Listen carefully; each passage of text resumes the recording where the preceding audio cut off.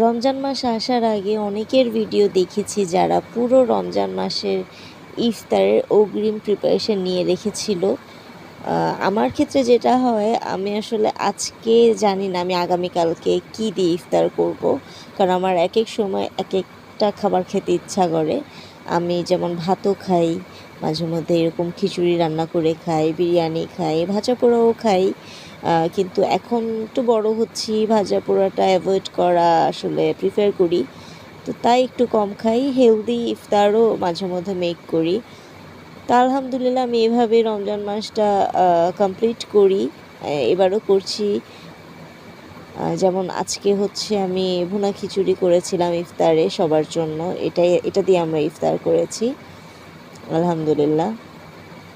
আসলে পুরো সারাদিন রোজা রাখার পরে যেটাই খাই ফ্রেশটা খাওয়া উচিত।